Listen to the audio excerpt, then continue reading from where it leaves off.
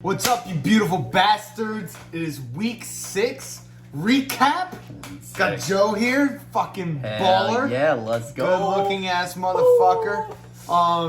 Great fucking recap for y'all. Oh, absolutely. Starting off, we got the NFL recap. Now, granted, the games in the NFL weren't the best, but it made up for it in our matchups in fantasy. Absolutely. We had some great fucking matchups. Absolutely fire Not matchups. only that, we had some great fucking trades. 2 unbelievable trades. Dude, lit up the trades. Lit up the trades. Y'all were fantastic. It was so much fun. Let's see, we got the overpaid, underpaid. Absolutely. We have our power rankings. Yep. And our predictions. Our predictions. Which are our predictions? I think fared pretty well. Fared pretty well. We'll get into that. It definitely. Yeah. I'll definitely be excited to talk about it this time. Yeah. It was a little better, but yeah, great show coming up. Here we go. Let's get to it. Okay, week 6 NFL recap.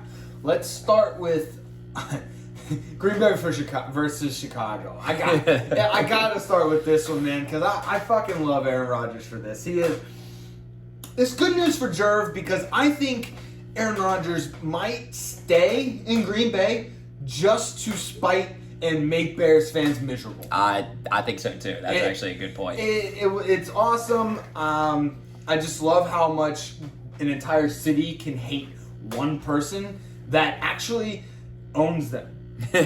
Like, Yeah. Virginia McCaskey, I had to look that up. She is technically the owner of the Chicago Bears, or she was the owner of the Chicago Bears. She is no longer the owner of Chicago Bears. She has been relieved of her duties. Aaron Rodgers is now the owner of the Chicago Bears. Jeez on Pete. Yeah. While we're at it, why don't we just, tell Lori Lightfoot, the mayor of Chicago, to step aside. She's fired. Yeah, she's done. Aaron Rodgers owns the city. Aaron Rodgers is king of Chicago, whether they like it or not. Nah. He owns them. Again, like I said, it was a great game. Yeah. Aaron Rodgers did his thing. Did his thing. He had a badass another discount double check belt. That was awesome. Yeah, he hadn't brought that out in a while, but he had a badass one. And then apparently looked into the crowd and saw some lady giving him the double birds, giving him the Eli Manning. She gave him an Eli Manning. Gave him the Eli Manning, Okay. and Nice. yeah, he didn't take too kindly to that. So. No, because he just established his ownership over the Bears franchise. It was great. He probably is going to own the Bulls and the Blackhawks and all of it. The Cubs and White Sox. He just owns Chicago. It's great. I love it. But it was a good game. Rodgers is 22-5 versus the Bears 22 in his 5. career. Yeah. Like I said, this might bode well for Jerv because he just might stay in Green Bay just to make Bears fans miserable. Yeah. Just like it's pretty funny. I didn't really have much about the game. I just wanted to talk about Aaron Rodgers. I think Justin needs to. He played really good, not too bad, but he needs to see the fields a little bit better. Needs to see the fields a little bit better. But no, not too bad. He still kind of gives you that little bit of a electric vibe whenever he starts running. Mm-hmm. Like we've seen glimpses of it. So I think that's the only kind of thing that the Bears fans are kind of resting their hope on at this point. Is like, hey, this guy can develop. We just need somebody to develop him, and then that'll be good. Help him out. Yeah, so Matt Nagy is gone. Yeah, he needs to go. He's gone. Yeah, basically he's gone. That was essentially what they were thinking. Yeah. He reluctantly said Andy Dalton is no longer the starter and that Justin Fields is finally the starter. Yeah. Took him way too long for that. But basically, Justin Fields is the hope. Matt Nagy is gone, and Aaron Rodgers owns you. Yeah. There's new ownership. There's new sheriff in town. Yeah. So Green Bay wins one in Chicago. No surprise there. 24-14. Yeah, Chicago's got to do it again in Green Bay this time. Good luck with that. That's gonna be a great game, though. Both teams are gonna be fired up. I wouldn't be surprised to see that as a Sunday night football game. I hope it's a Sunday night football game. Prime time Bears Packers. Oh, that sounds awesome. The next one, it's sad. The Bengals versus the Lions. Jeez. Well, we're trying to give you some good news, Bobby. We really are.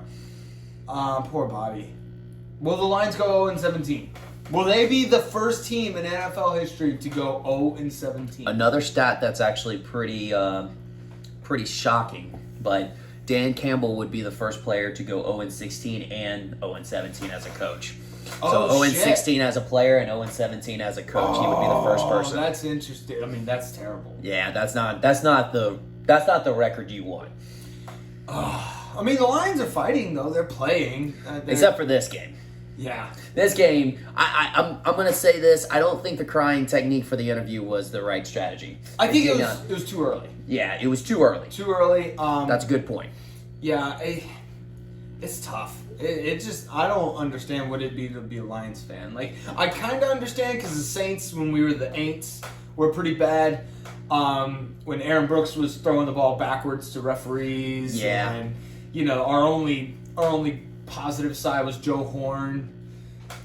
Well, I mean, I hate to put it like this on Bobby, but we were still winning some games. I know, they're just losing. Well, this was also how y'all can make. I told you this is a get-rich-quick scheme. My mortal lock was the Lions plus 3.5. Nowhere to be found. I bet the Lions plus 3.5, and I'm telling you, you fade my gambling picks, and you will become a wealthy human being. It's straight facts, homie. Second week in a row. You hear it here, folks. Well, I did it the week before that too. It was bad. 3 weeks in a row. Yeah, Mixon had a game, and Jamar Chase is electric. I like the Bengals. They're 4-2 right now. Are they good? I don't know.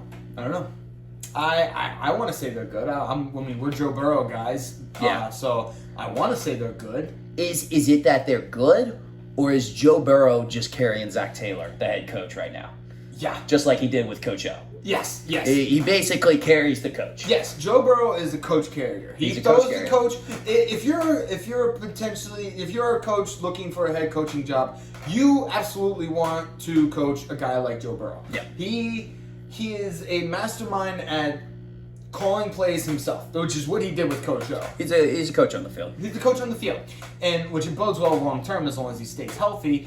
But yes, he is a coach carrier. Yeah, I like that. I like the way you put that. Yeah, that's about all I had. Can we say something nice about the Lions? Yeah, we have to. We committed to doing it. Yeah. You didn't get shut out. You didn't get shut out. That is true. Okay, good. We found that. Yeah, because they even did technically what PMT calls the sad field goal at the in the fourth quarter when you're down by 27. Yeah. Down by 27, you kick a field goal with 8 minutes left in the fourth quarter. Like, it's tough. It's tough. But they didn't get shut out. That's what Dan Campbell. That's what Dan Campbell can hold his hat to right there. It's like, hey, we did not get shut out, guys. That is true. Next one is Cardinals versus Browns. The Cardinals are really good. They are good. So many weapons. They're good. We can establish this now. I think they've proven enough. Because last year, you were just like, based off of last year, you were thinking, when they were going to be that downfall. But I don't think it's going to happen. I don't know. It doesn't look like it's going to. I mean, they're what, 6-0? 6-0. They're the only undefeated team. They're on fire. They got Zach Ertz. Like, they fucking needed a new weapon. Yeah, like that doesn't make any sense to me. Like, basically what I'm picturing right now is that, Cliff Kingsbury's relationship to his general manager, which I don't even know his name, but we'll figure that out. Maybe throw it on the screen. But his relationship with the general manager is like, hey, look, we got this young cornerback that's actually been producing really well. And Cliff Kingsbury's like, all right, cool. Let's trade him for an offensive player. And he's like, wait, what? He's like, don't we have enough offensive players? And Cliff Kingsbury's just interrupts him like immediately. It's just like the scene from Star Wars with Kylo Ren. It's like, more. Yeah, I agree. They have DeAndre Hopkins, AJ Green, Christian Kirk, Chase Edmonds, now Zach Ertz. They drafted Rondell Moore. And they drafted Rondell Moore. Geez, how many weapons are you gonna have at your disposal? They picked up. I mean, not to mention the running backs. They had Chase Edmonds, so I mean, obviously that stays on the team. But they picked up James Conner. Yeah, and James Conner, I still think he's a good running back. He just hasn't panned out like I mean, honestly, I think he's a great RB2. A compliment running back to Chase Edmonds. I mean, you can't take anything away from that from him. Yeah, I think he's at this stage right now, especially him recovering from his injury and kind of getting back to where he was. I think he's a great second running back. Yeah, I agree. That's a good point. They had the Browns. It looked like they were gaining momentum at the end of the second half, or at the end of the first half, with that Hail Mary. Yeah, that was pretty wild. Right now, it's been 2 weeks in a row. We've had a Hail Mary to close the first half. Mm-hmm. Saints did it last week, and then this week the Browns did it. I love the Hail Marys, man. Oh man, the Hail Mary. I love the aggressiveness during to try to get some points at the because at the end of the half. At the end of the half, it's such a momentum swinging play to go into the halftime down 23-14 instead of 23-7. I never understood coaches whenever they took a knee at the 50-yard line to go into the half, and I'm like, just chuck it. All right, if you're worried about them running it back, tell your offensive lineman to spread across the field like a wall. And here's the thing: when you throw Hail Marys, if it gets intercepted, most of the time they go straight down. Yes. And most of the time it gets batted down. Yeah. Very few times does it become a touchdown. Yeah. And even fewer times does it get run back for a pick six. A pick six, yeah. So just do it. Just do it. Analytics say it's correct. I think that's it. That's absolutely correct. Common sense says it's correct. Yes. So, yes, just throw a Hail Mary if you're on the 50-yard line with 6 seconds to go. We need more prayers. Yes, more prayers. Prayers up. Let's see. Baker was getting pressured all day. With your two starting tackles out. Yeah, that's gonna be the storyline. Mm-hmm. Yeah, just the Cardinals' offense looks insane. Good moving forward. DeAndre Hopkins still has it. He had 3 catches, 2 of them were for touchdowns. He almost had the Randy Moss. Yeah, 3 catches, 3 touchdowns. Right. That would have been cool. That's an all-time stat. All-time 3 catches, 139 yards, and 3 touchdowns? And 3 touchdowns. Yeah, it was an all-time stat. Yeah. Only Randy Moss. Yep. I love it. Rest in peace. Yeah, so the Cardinals kind of trounced the Browns. Browns didn't really do very much the second half. Baker got hurt. Injured his shoulder. Kareem Hunt and Chubb are out now. Jeez. So the Browns huff. Man, we thought we had high hopes for Cleveland. But it's not looking too hot now. They are at the bottom of the AFC North right now. I know. But that AFC North is tough. Is it? No, they are. Not the Steelers won't beat the Seahawks. Yep. Okay. Well, yeah. Next one is Cowboys versus Patriots. One of the few great games this weekend. We had maybe 2 or 3 great games. Congratulations, Luke. Actually, no, not congratulations, but congratulations on a good game. On a good game. The Patriots, they keep finding reasons to say, we are set. You know what I'm saying? It just seems to be this entire season has been we might have lost, but we should have won that game. And Mac Jones looked good. He looks like the QB of the future for the Patriots. It seems like every single game is just an opportunity for the Patriots to say that. Yeah. And it was a great game. The tips to the receiver. So I guess Prescott threw it. His own receiver tipped it, and then it went into Schultz's hand. Oh yeah, that was kind of cool. Yeah, you like seeing that. Dallas is just innovating new offensive plays. Yeah. You think it would be the next move would be the lateral, but no, they're like, hey, we're doing a tip drill to our offensive players, our own offensive players. I still think we need to incorporate rugby into the NFL. Oh, absolutely. I think lateral passes need to become a thing. Yep. I think it'd be effective.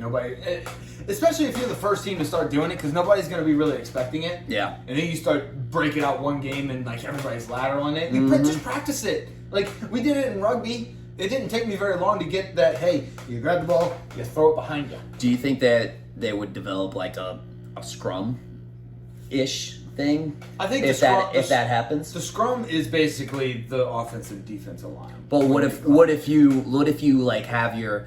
have like a play where you throw it, they lateral it back to the other side of the field where the offensive linemen have already set up into like a blockade form. Ooh, that would be kind of cool. And then like they start like blocking. So how sometimes they line up with two offensive line on each side, and then the center is in the middle, and Yep. then you don't know which way they're gonna throw it. Yep. Yeah, that would be kind of cool, but in mid play. In mid play. So like you do like a handoff.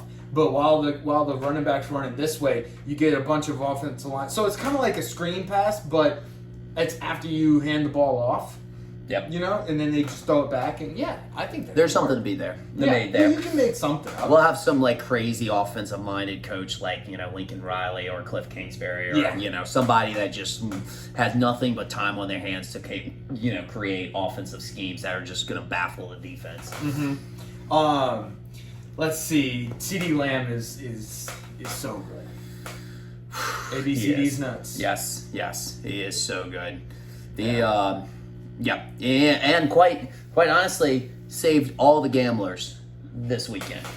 Everybody who bet on Dallas, he absolutely single-handedly saved them all. Yep, here's the CD Lamb. So everybody who won money, here's to you, CD. Pick the spread, because it looked like Dallas was going to kick a field goal, and with a 3.5 spread, that was not going to cut it. But CD Lamb's like, hey, I put money on Dallas. We're winning this. He did a Pete Rose. Yep. Oh, man. The Cowboys the Cowboys are good. I think they're going to beat the Packers in the NFC Championship. Yeah, they're just all over the place good. Dan Quinn's got the defense playing well, the offense is playing well. You know what might actually be the downfall of the Dallas Cowboys? Is Mike McCarthy. The head coach. Honestly, if he for the rest of the year, if he just stands on the sideline, stays out of the way. Yeah, and crushes watermelons during halftime. That's fine. That's probably what will win them the Super Bowl. But if he gets his hands on anything, and says anything, they had some questions. He had some questionable calls. I won't go into all of them, but there was about 3 times where it was questionable. Yeah. We got to mention Trayvon Diggs. Absolutely. 7th interception in 6 games. Yes. Pretty impressive. He had that pick 6. Yes. Now, the next play, everybody's like, oh, he got burned the next play. Yeah, he got turned around, but I think he was expecting safety help. There was supposed to be safety help. I think there was supposed to be safety help, so I'm not putting that all on Trayvon Diggs. He's an electric player, fun to watch. Yeah. But everybody was dogging him because he gave up the touchdown next play. I think he was expecting safety help. Yeah, he was. I will admit he got turned around. I think that's more of props to Mac Jones on that, was that he had the balls to go back in Trayvon Diggs' direction. I don't think, like you said, I don't think it was all Trayvon Diggs. Although he did admit, he was like, they did the double play on me, but at the same time, that safety just had a bad angle at it. Yeah. So, I give props, like I said, I give props to Mac Jones to have some big balls to get a pick 6 on Trayvon Diggs. Yeah, and then go straight back towards him. Yeah. The last point I have. So I didn't watch the game, so I didn't see this call, but was Tony Romo trolling the Patriots? I believe he was. You think so? I think so. You don't think because I think it was. I want to say it was just. That's just the way his brain works. Well, apparently, rumor is that he was feeling a little tipsy. He had too many Coronas. Yes. Too many Coronas. Yes, he had a little bit too many Coronas. Jim Nance is apparently getting very frustrated at him because I think first off, Tony Romo has a bigger contract. That's where it's all started off at. He has a bigger contract than he does. And Jim Nance is way better. Oh, he's absolutely way better. Tony Romo became like a phenom, because he was just so animated. Well, he was animated. He was doing the predictive play calling, and he like kind of brought something new. So everybody was like all about Tony Romo and stuff like that. He was getting a lot of hate, but at the same time, he was getting a lot of love. It was just all the energy was focused on Tony Romo. A lot of attention, even if it was negative press or positive press, it was just a lot of attention was going towards him. Which honestly, that's ratings. Yeah, there's no such thing as bad media. Yeah, so the media was like, hey, CBS was like, hey, we need this guy. He's boosting ratings. He's doing something right. Yep. So but Jim Nance apparently, rumor is he's getting a little bit of that because he's kind of showing up a little bit tipsy, and there was some comments that he was just saying, and you could probably tell you'd be like, I don't know, Tony Romo, you probably should have said that on the air. Yeah, you should start your own broadcast and just have you sipping Coronas the whole time. Yep. Actually, I'd probably pay to I could watch that. I could watch that. I think that needs to be a thing. People can just broadcast their. Obviously, it's never going to happen, but people should be able to just take the NFL, the game, and be able to throw in their own broadcast. I think so too, but there's a whole copyright infringement on that. The NFL is pretty strict on it. It's kind of frowned upon. Yeah, very, very frowned upon. Let's get to the next game. Steelers-Seahawks. Great game all the way until Darryl Taylor got hurt. Yes. Thoughts and prayers out to Darryl Taylor. So it came I guess all the tests have come back that they were pretty good. He was moving all of his extremities on the field and in the hospital. So that's always good to hear. But yeah, anytime the neck gets pushed into the body, I just feel my own vertebrae just crumbling together. I know. I just say I hate even thinking about it. It was such an electric game. Yeah, the second half especially was smash mouth, hard nosed football. Your classic Steelers and Seahawks type of football. It was awesome to watch. Yeah. It was great. Collins went off in the second half. Alex Collins. And then just the injury just deflated the entire stadium. You could tell Heinz Field just went. Yeah. And then, the Steelers ended up pulling it out. They got the win. Which is very classy of the Pittsburgh Steelers fans, we're all football fans. Yeah, we're all football fans, but, at the same time, there's things that are above football, and that was one of them. That was one. It was a good, classy move by Pittsburgh. Yes. Good for you. Let's see, Geno wasn't great. Geno was not. He's forever a backup. At this point, that's kind of solidified it. He ain't gonna have a starting job in the NFL. But hey, a career backup, that's not bad. No, not bad at all. Actually, I wouldn't mind a career backup. Start a quarterback. Dude, in the NFL. And Alex Moran. Yeah, the rest of your life. Blue Mountain State. Yeah, I gotta play just good enough to be the backup, but not good enough to start. Yeah. Yeah, that was an all-time show. Big Ben's pump fake failed him.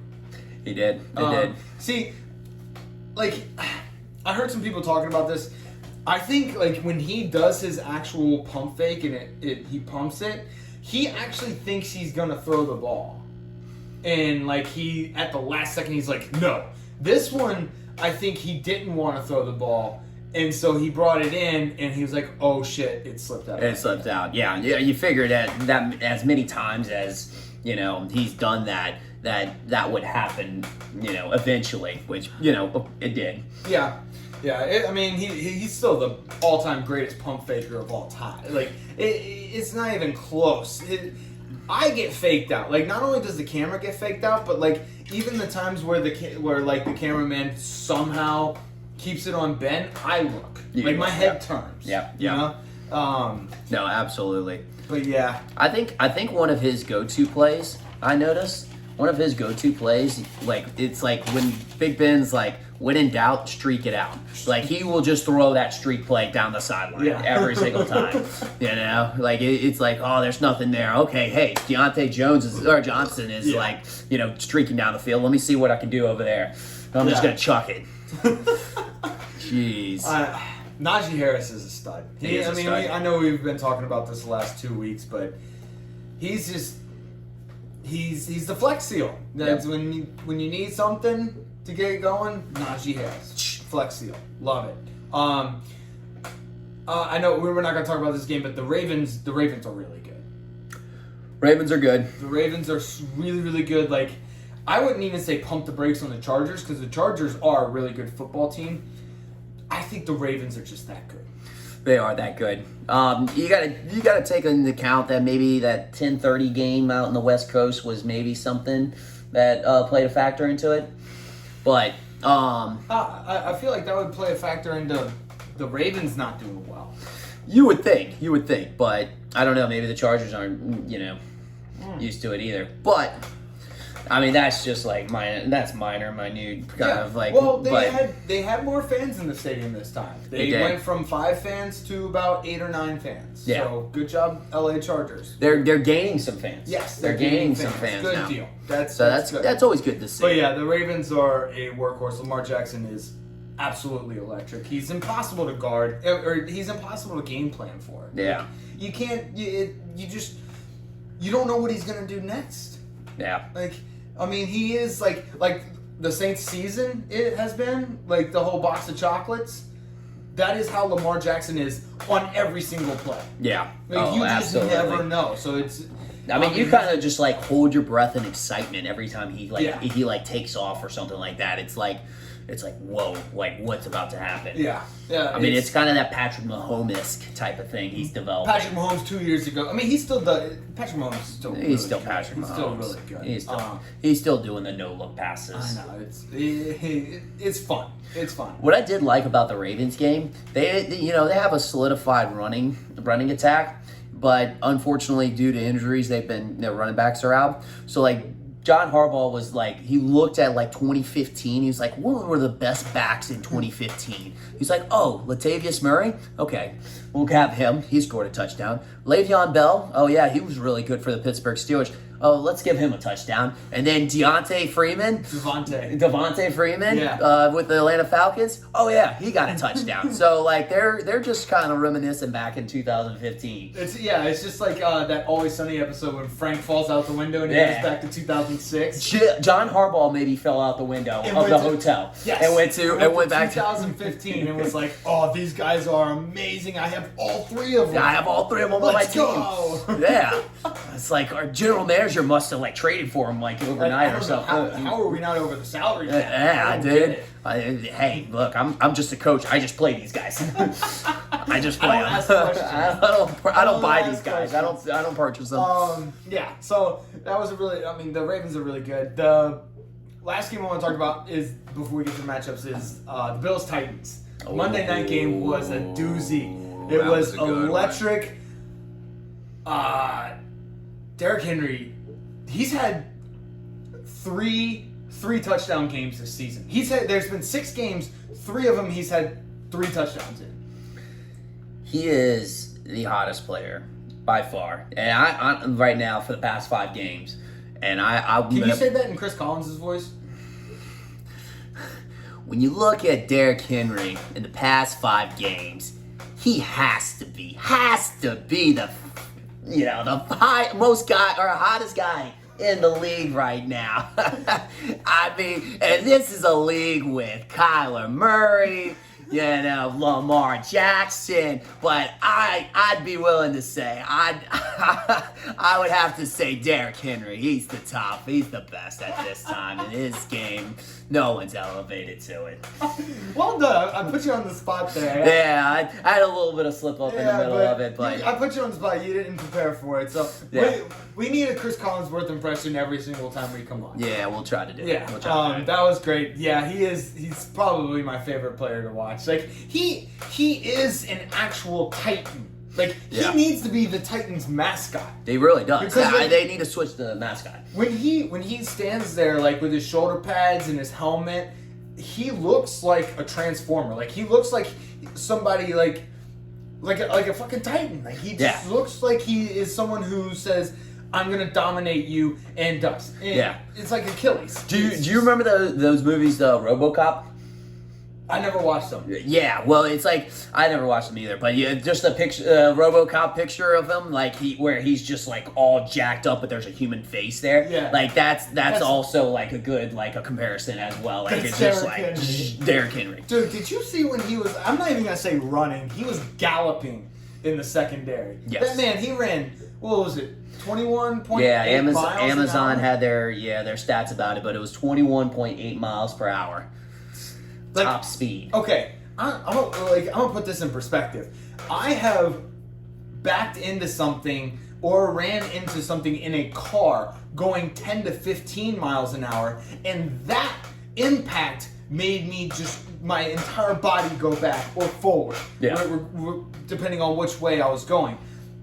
21.8 miles and you slam into this, that's a car wreck. Yeah. That's a fucking car wreck, dude. It is a car wreck. Like, credit to Micah Hyde for that one play where he went, like he got truck stick, but he put himself in a position to tackle Derrick Henry, and like he ended up going down because of that. Like, yeah, I wouldn't be surprised if Micah Hyde was like, he's like, I'll take the car wreck next time.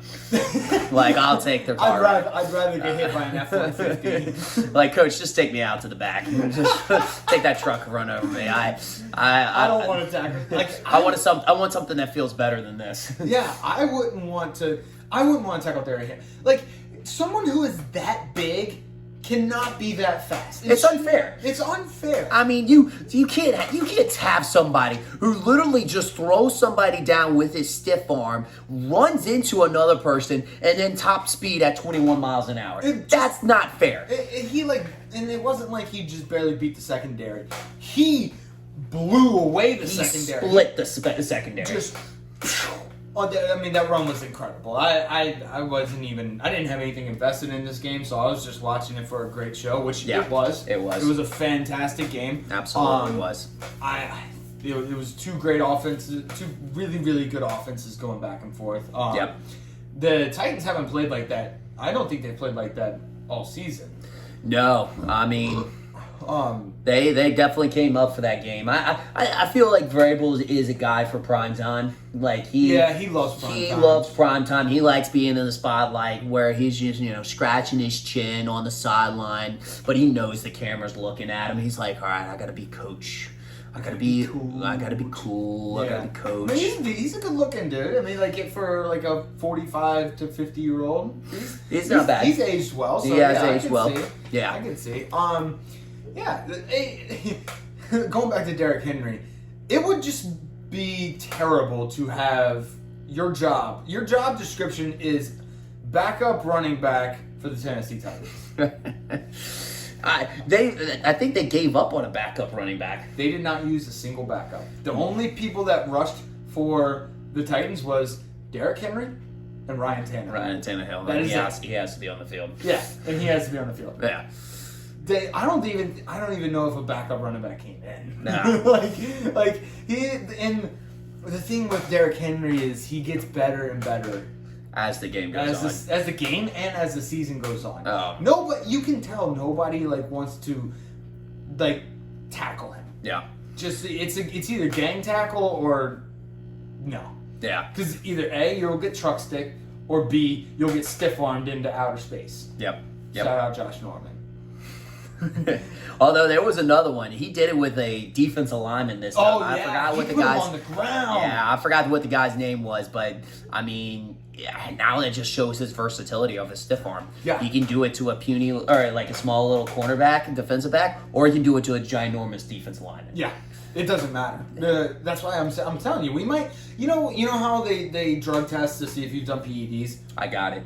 What? I got it. He was formulated in a Wuhan lab. In a Wuhan lab. He was formulated in the Wuhan lab. Everything dangerous comes out of there. So yeah, exactly. Yeah. So we need to test him to make sure he's actually a human being. I don't think they test that in the NFL.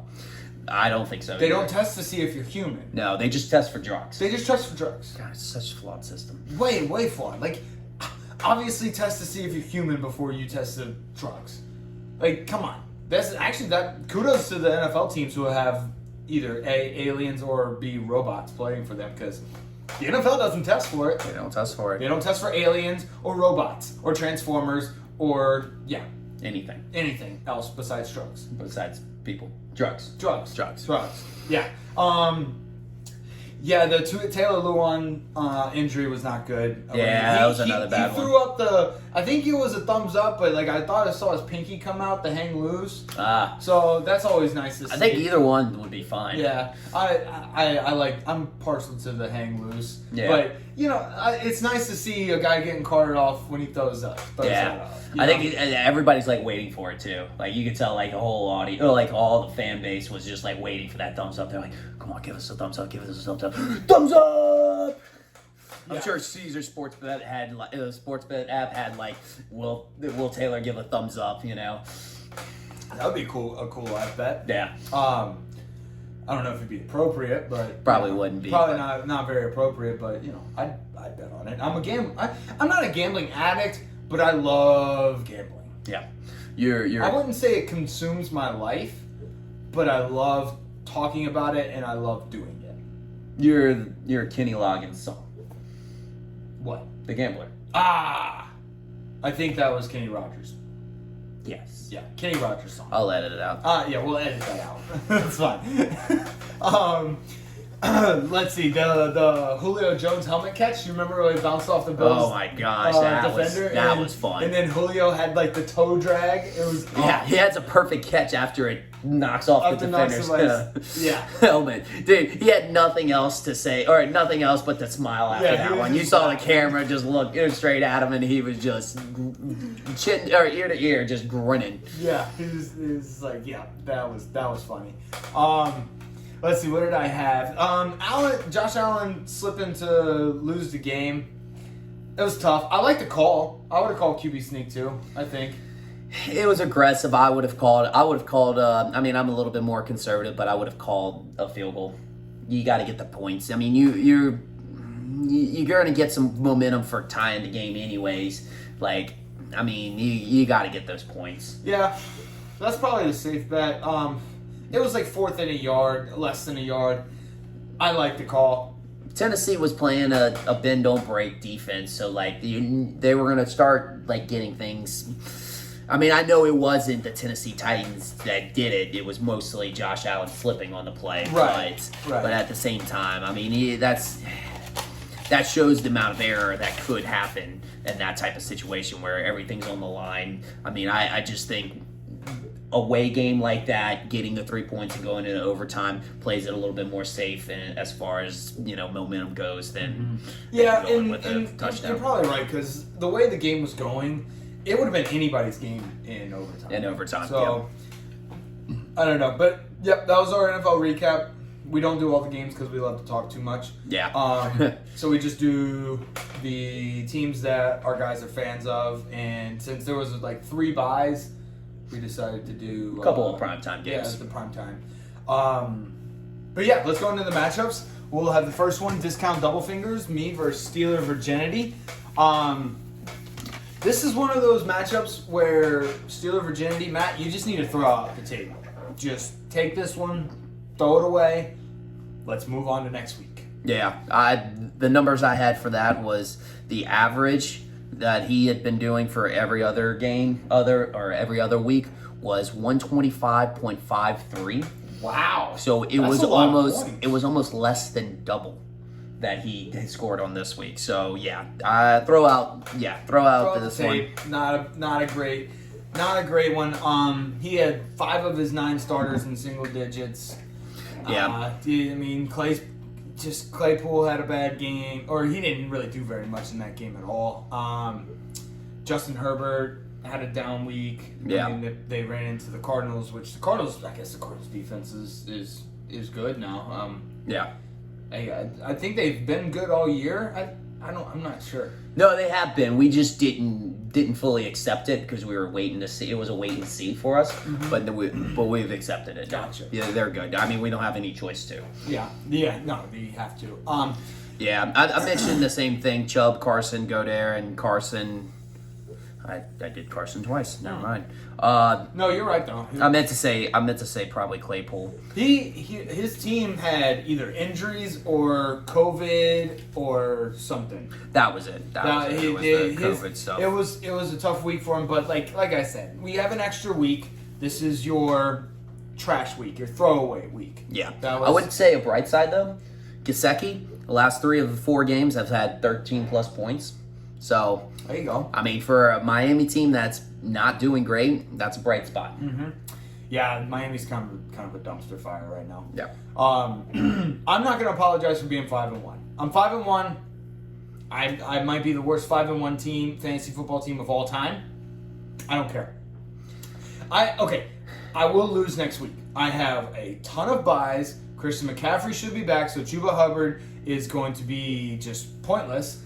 It's bullshit. It really is. Thank you. How do you really feel? It's bullshit that you are just like suckering up to the fantasy gods right now because all you did from week 1, you're like, oh, my team sucks. And you have not stopped on that the entire season. And I don't even know why I said this, but like Old Testament BS, that was something in my notes. I guess I forgot about it already. But no, that's it. It's like some Old Testament bullshit. Because basically, you know, like how all the Old Testament prophets, basically when they were asking forgiveness from the gods, they like wrapped themselves in some like swaddling clothes or something like that. Whip themselves. Yeah, repent and stuff like that. So you've been doing that the entire season. You've been like, oh, I'm not good, you know, fantasy gods, give me forgiveness or whatever. Some bullshit like that. And now you're 5-1. I don't accept this. You cannot play that card for the rest of this year. Okay, well that's how you're jinxing. You're jinxing the fantasy. It's a reverse jinx. Well, I'm trying to reverse. I'm playing both sides. Yeah, fuck you. So yeah, I'm not gonna apologize for being 5-1. I know I'm not good. I admit it. But hey, here we are, 5-1. I'm on a 5-game win streak. You're the Green Bay Packers. Am I gonna lose in the semis? Yeah, you probably will. I'm gonna get to semis? Well, I mean, the thing is, you're 5-1. Packers are 5-1. You have Aaron Rodgers on your team. They have Aaron Rodgers. I own the Chicago Bears. Let's go. I fucking own the Chicago Bears. Because you own Aaron Rodgers. Yeah, I do own Aaron Rodgers. Yeah. No, there you go. But you've been actually doing pretty well. Like what I've got is a 123.86 average for the year, and then your margin of victory has been 35.28. Yeah. Well, that's because I have by far, and it's not even close. I have by far the lowest points against. Yeah. Not even close. We'll talk about it more in the power rankings, but yeah, I mean, the only reason why I'm up in probably the top 3 or 4 is because of my record. Yeah. That's it. Like I said, I'm going to have a shit ton of buys next week. But let's get to the next game. Discount Double Fingers beats Steeler Virginity 115.30 to 69.40. Low Fat Milky Way versus Stealing Myself. This was honestly one of my favorite matchups I've ever seen. Because here's why. Going into Sunday night's game, when you throw in the plus 10 points for the defense, you know, to start, yep. He was winning by 1 point, so you were losing by a point. By like a point and some change. And it's basically a roller coaster ride. The entire time. You have no idea, are they going to get a pick six? Yeah. Are they going to get scored on? Are they going to get a fumble? Every time there was a touchdown, you know, it'd go one way. Every time they got a sack. Back and forth. You know what ultimately lost the game for me?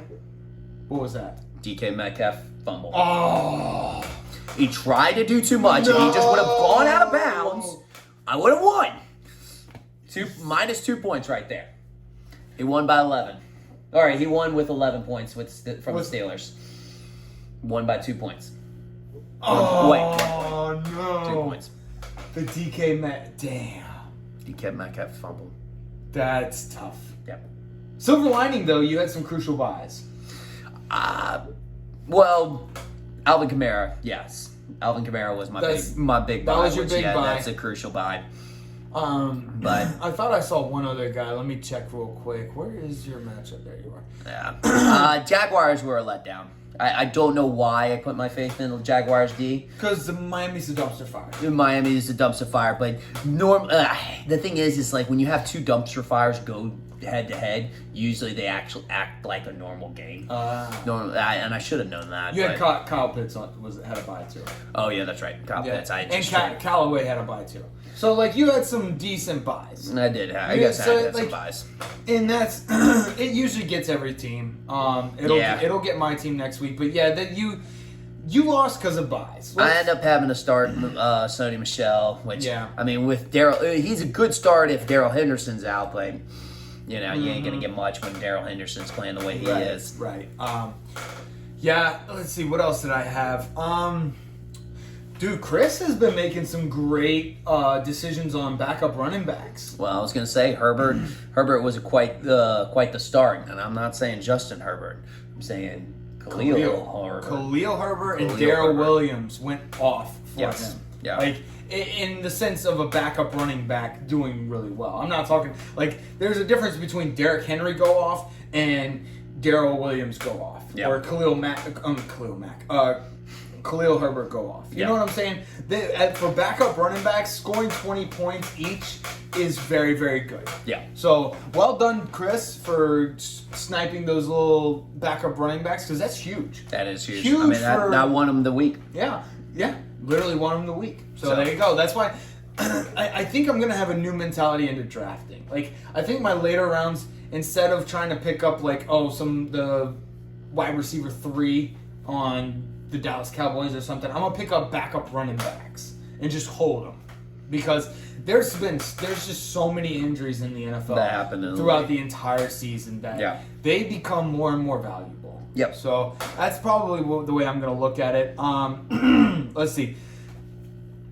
Your team didn't play poorly. Like both of your teams played pretty well. Yeah, it was a good game. Jamar Chase is still doing Jamar Chase things. Yeah. It would have been nice to see him get in the end zone, but apparently, I heard that he's surpassing numbers that Justin Jefferson did. Oh wow! Last year, so they're saying he's even better than Justin Jefferson, which is crazy because we already had a rookie and early guys matchup with Odell Beckham and Jarvis Landry battling it out early on in their careers. True. Now we have Justin Jefferson and Jamar Chase battling it out early in their career. What if Justin Jefferson went to the Bengals? That would be kind of cool. I've actually kind of dreamed that before. It's a dream. It's a dream. Yeah. It's just like, that would be just poetry. Yeah. If you could throw Joe Burrow with Jamar Chase and Justin Jefferson. And then the Bengals hired Coach O. Yeah, that might be a little too much to ask for, but... Yeah, that's a little much, but... Yeah, our guy Coach O. It's tough. The ladies got him. The ladies got him. He got fired for being too horny. He got fired for being too horny. Oh, man. Unbelievable. All right, I don't want to talk about that. Do you have anything else in this game? Adam showed he was human again. Human? Inhuman. He was human. Adam Thielen? No, Devontae Adams. Oh, okay. I thought you were about to say Adam Thielen. No, Adam Thielen. Adam Thielen. I got a notification right before the game that he was wearing MJ cleats, and I was like, "This guy's about to go off," and he went off. Yeah. Yep. No, I thought you at first. First, I thought you were talking about Adam Thielen. But it's like he literally had one of his best games. No, Devontae Adams. Yeah. I mean, the human side will come out. They are human. Well. We're still up in the air on Derrick Henry, but... Well, yeah, Derrick Henry, but Adams might be an alien. Mm-hmm. He might be an alien. Yeah, you're right. Okay, so I think Derrick Henry is a robot / transformer. We haven't completely solidified our conspiracy theory on that. Yeah, we'll figure out our position as far as that goes moving forward soon. But yeah, Devontae Adams is an alien. He's not human. Yeah, he's not human. So he's too good. Yeah, Packers and Titans are getting away with this. I know, dude. Well, I mean...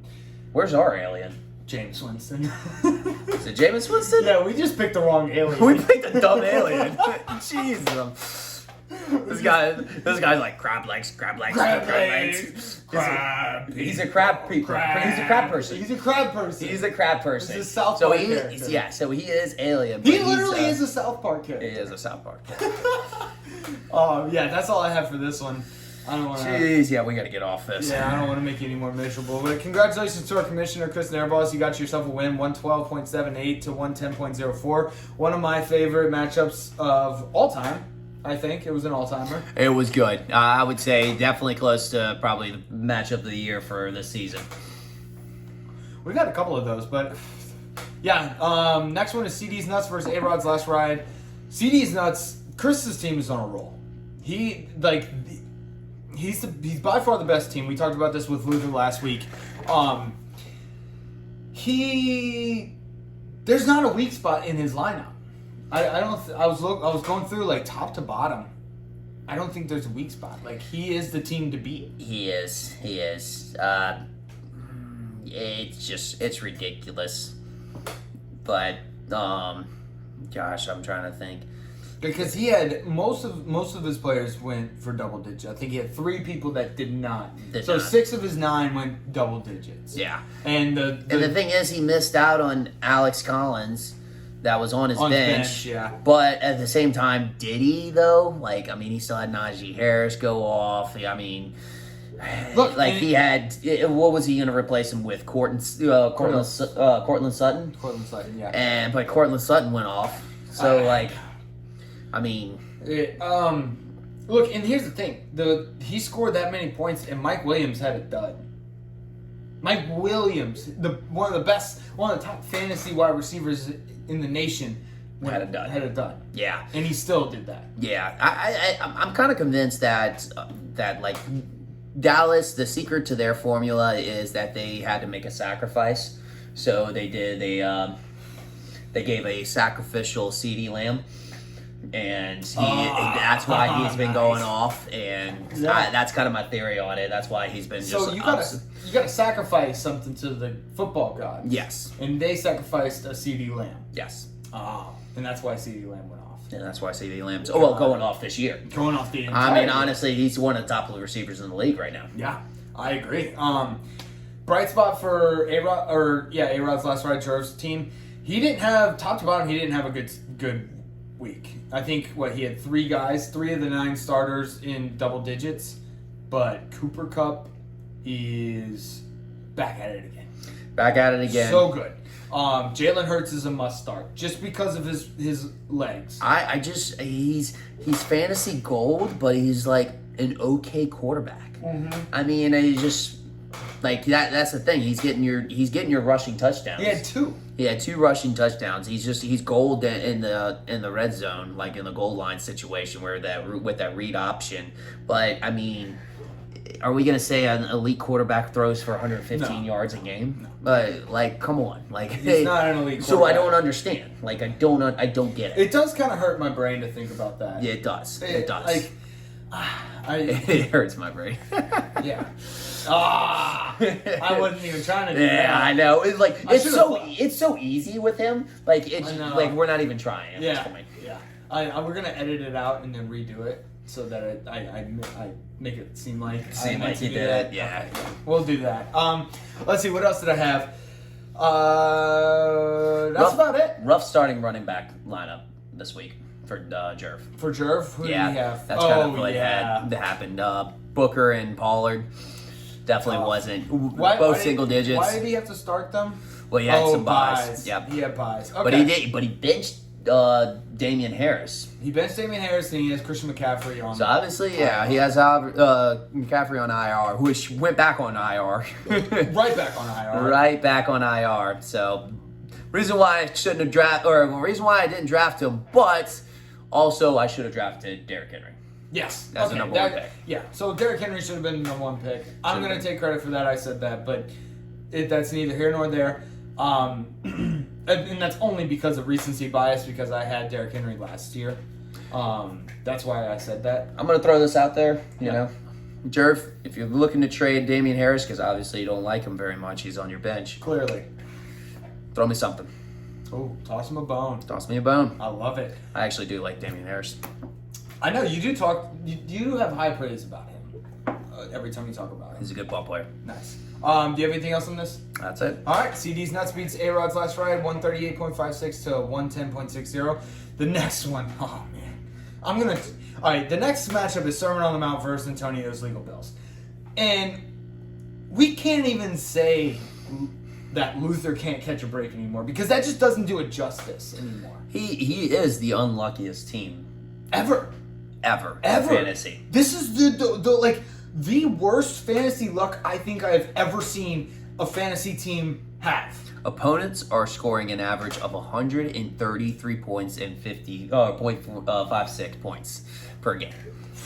What? Yeah, 133. So you know how everybody has that one person that's just a dumpster fire where they're an automatic win because that team scores so little points each week. Bobby this year. Yes, yeah. Sorry. Jeez. Bobby's the Lions. I know. But he is the opposite in a sense of the reason why you win against Jay Luthbro. So you win against Jay Luthbro not because Jay Luthbro does good, but you will have the best game of your entire career against Jay Luthbro. So yes, all right. So that I see what you're saying. So when you play Jay Luthbro, you will absolutely score the most amount of points you're going to score all season. Yes. Okay, got it. So and you know what sucks? You know what sucks so bad? And he said this during the time, but the highest. This just shows how unlucky he is again. The time he scored the highest amount of points, which was 143 or something like that, the other team scored 77 points. He didn't even need it. He didn't even need the big performance. Oh, man. The time he scored the highest points. And another unlucky, I hate to keep rattling them off. Another unlucky thing, he just traded for Dawson Knox from me, and now Dawson Knox has gotten hurt. Like, I don't know what to tell you, Jay, bro. Can't catch a break doesn't do it justice. It doesn't do it justice. Like we you know what? Okay, so going back on everybody scores their most fantasy points against him, we should tip him.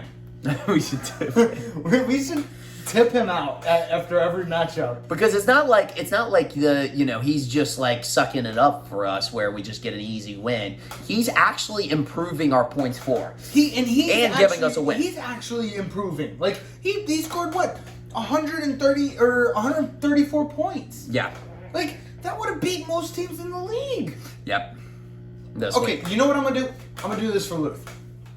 He's been my dark horse all season, and apparently that hasn't done it. I've been rooting for him all season. I'm gonna change my view on him. I think he sucks. Okay. That's gonna be a nice thing for him? I think Justin Luther's fantasy team, Sermon on the Mount, is just bad at fantasy football. Okay. That's what I'm gonna do. That's your nice thing for him. All right. Well, so while you're playing with the fantasy jinx gods, basically, I'm playing both sides. I'm going to do the nice thing, and I'm going to try to compile up a record and see how he does against the field. So every week that he is done, or I'll take his points and I'll take the league average and see what his record is. Mm-hmm. And for that week. So week one, if he scored such and such amount of points. Okay. Let's say he scored 101. I'll check and see. He probably won't win that one, but like week two, he scored 124.58. I'll see what the league average was that week. Okay. All and right, then all right. see if his score beats that one, and I'll give him a win. Okay, we'll compile his overall record. This will be his new overall record. Yes. Okay. All right. As you go, I'm gonna write it down. Yeah. Okay. I thought you were gonna. Oh, that's gonna take a lot. Oh, okay. That's gonna take a lot of time. We don't have enough time for that. We'll do that for the power rankings. Yes. We will show what the sleeper app says his record is, and then we will have an adjusted record. Yeah, an alternate universe record. An alternate record. I like alternate universe record. Yes. All right. Sounds good. All right, well, I think we got to talk about Antonio Legal's builds at some point. Yeah, he's on a fucking tear. He's on a tear. I think he's been high point the last 2 weeks. He's a high powered offense right now. Yes. He's all offense but no defense and kicker. And I think I said that last week with the 2-2 train, but this applies to him this week. He's the all offense, high flying Cliff Kingsbury offense. Yes. Okay. I love that. That is a great take. This one actually came down to Monday night. As crazy as that sounds, it was Diggs and the Bills defense, which Biggs had, versus Dawson Knox, which honestly, it's a toss up sometimes with Diggs, and with the amount of offense these two teams produce, the Bills were going to be down. And the way that Dawson Knox has been playing, it was a toss up to me. To me, it was a toss up. It's just my opinion, but I was excited to watch this, and again, can't catch a break. Can't catch a break. It doesn't even begin to describe it. Yeah. It's insane. Yeah, but I'm gonna have to say this. I think Biggs took the title of the hottest team away from you. Last 3 games, he has scored 139.82 points averaged. I never said I was the hottest team. I did. Okay. I said I'm taking that away from you. Thank you. Because I gave it to you. Thank you. So you take his also giveth. Yeah. Giveth, he taketh. Yeah. Well, no, thank you, because I need the negative.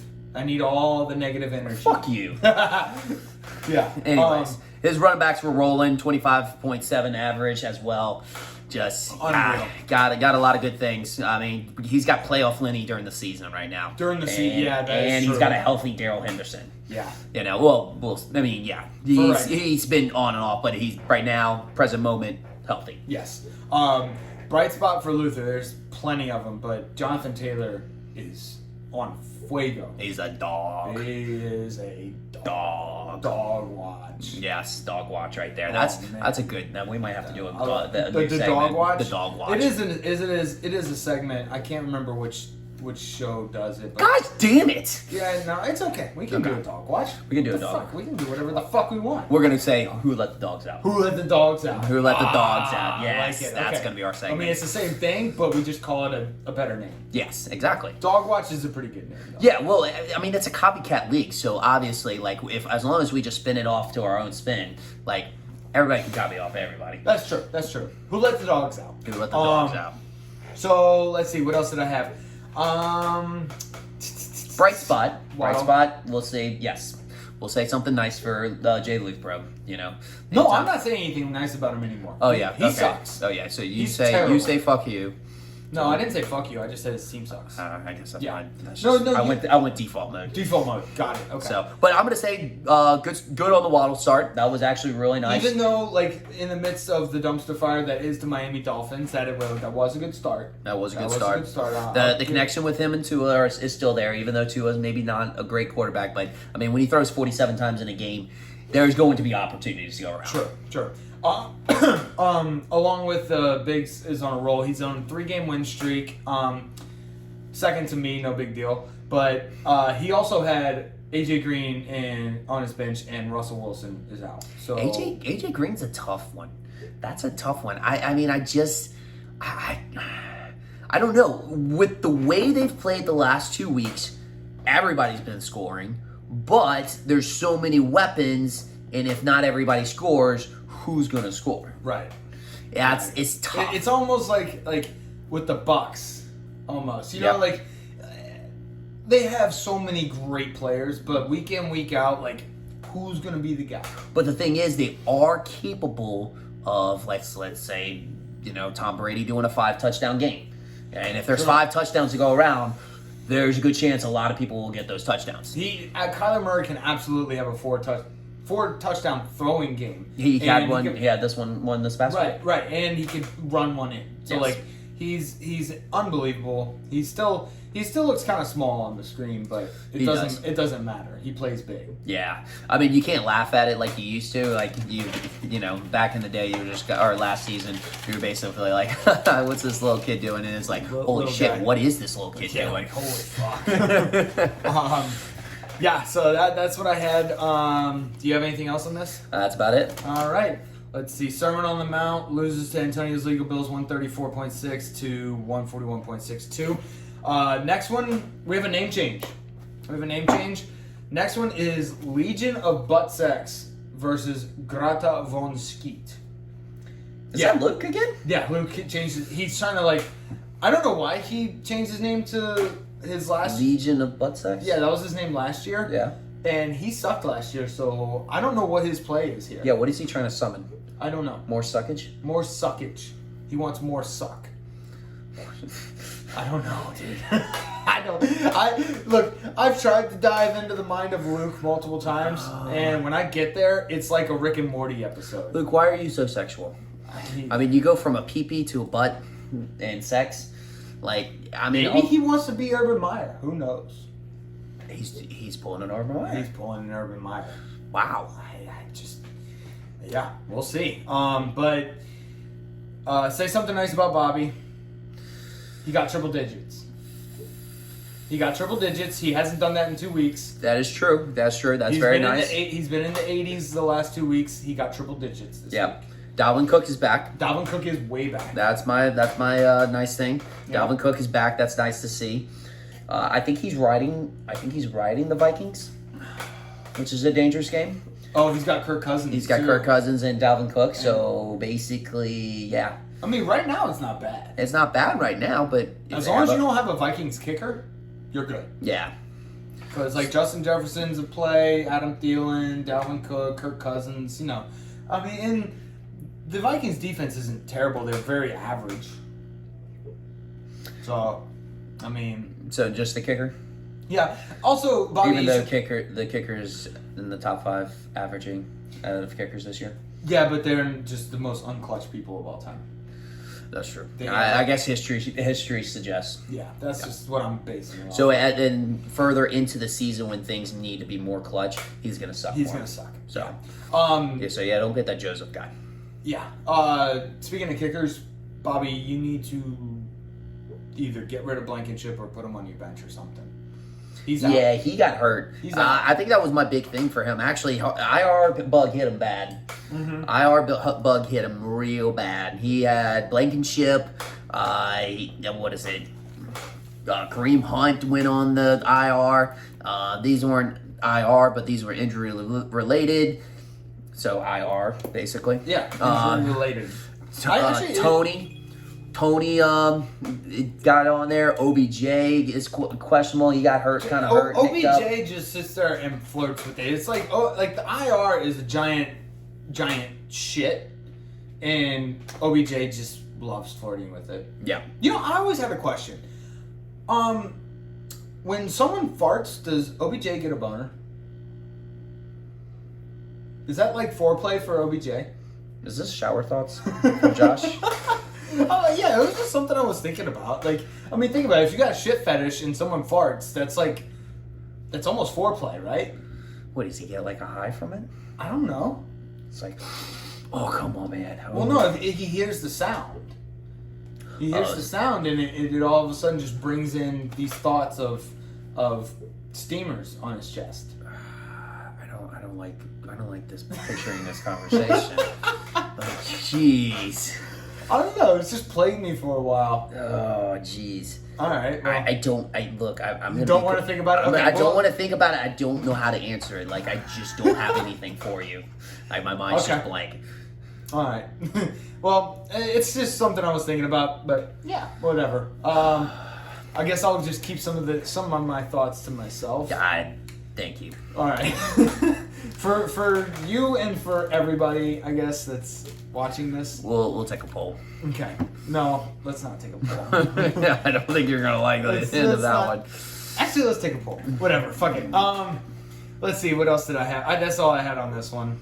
Another nice thing about Bobby. Yeah. The Rams defense was a good play. Yes, it was. It was the top defense started of the week. Good for him. Do you have anything else on this? I think that's about it. All right. Legion of Buttsex beats Grata von Skeet 117.62 to 105.82. The last matchup we have, and then we'll get to the power rankings, is the Tutu Train versus Chaos Landing. Yep. Fucking, can we give him a I think it's appropriate. Fuck, man. Fuck. Dude, it's just like, I think Derrick Henry's just going to put up these numbers every week.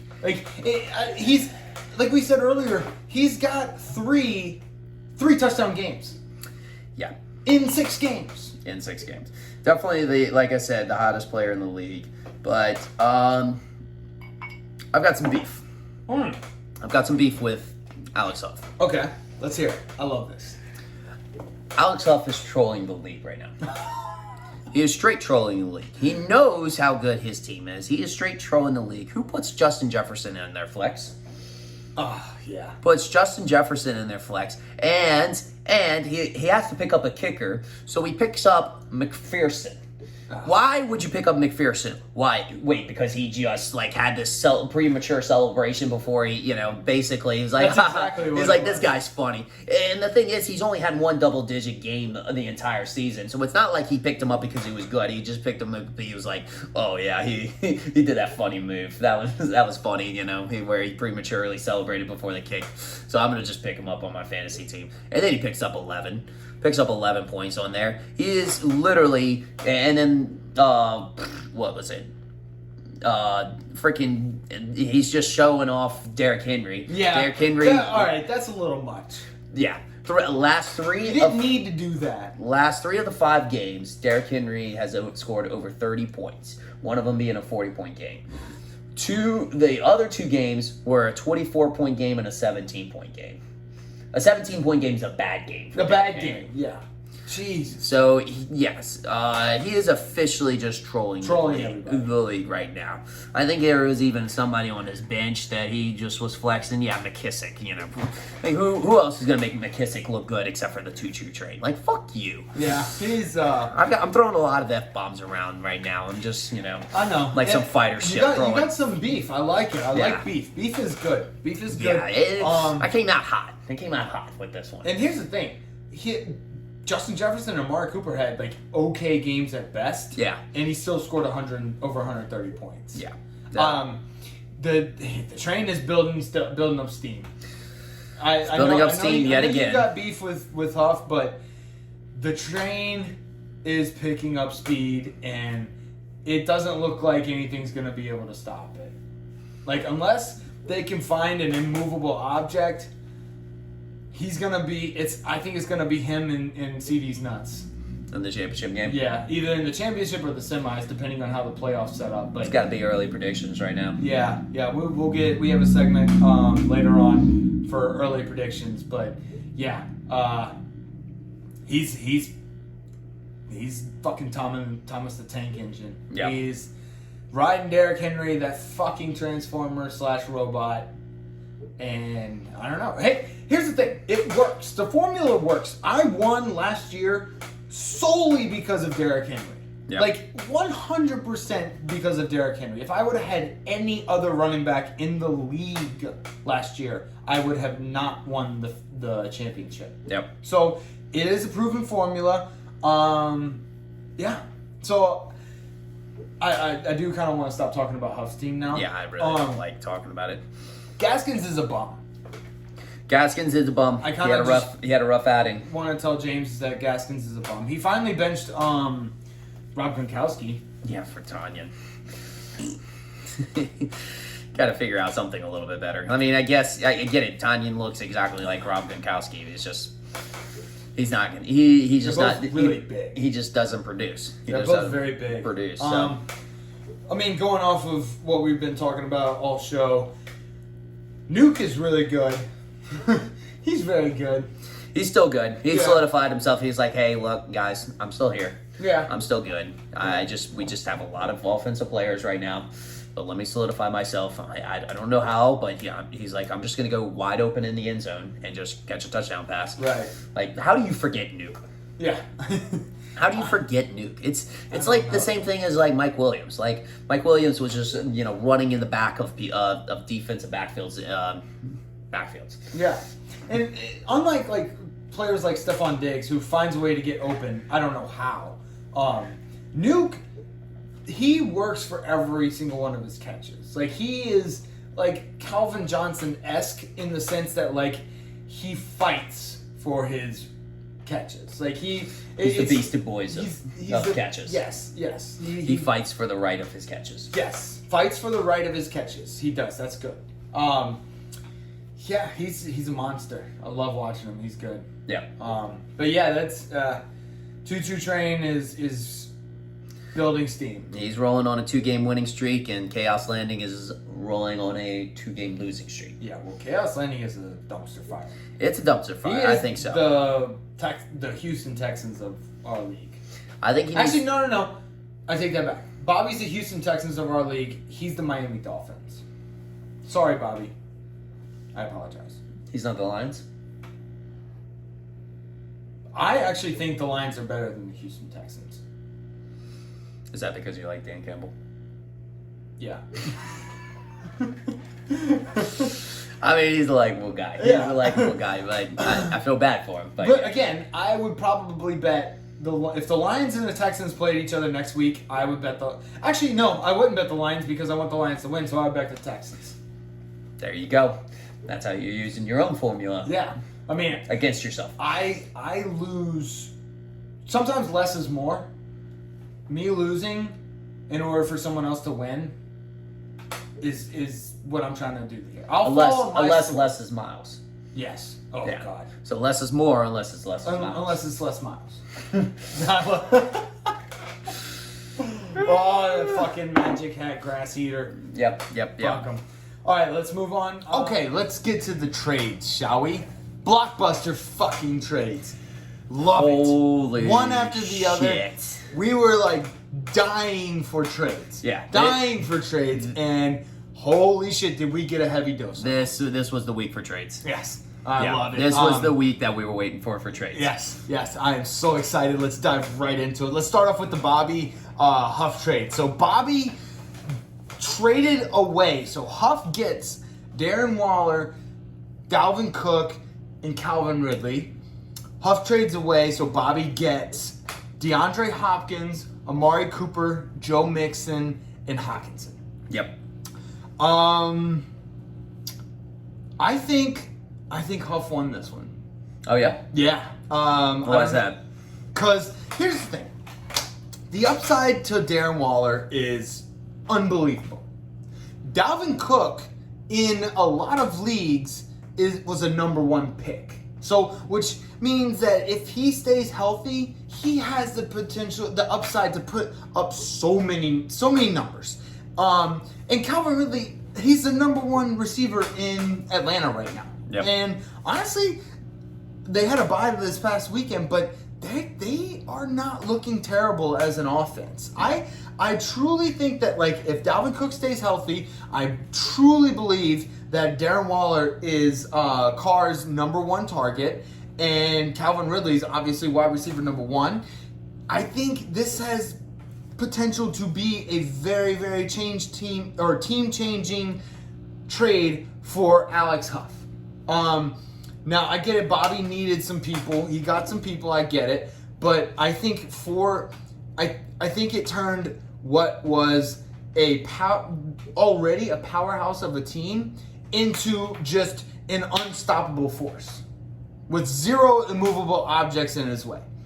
So, like, I think the 2-2 train, like we said earlier, is picking up steam, and it is going at like 99 miles an hour, and nobody's stopping it. Yeah, that's a good point. That's good points right there. I have to side with Bobby on this one. I have to be all on board with Bobby because honestly, I really props to Bobby. You know, last in the league right now.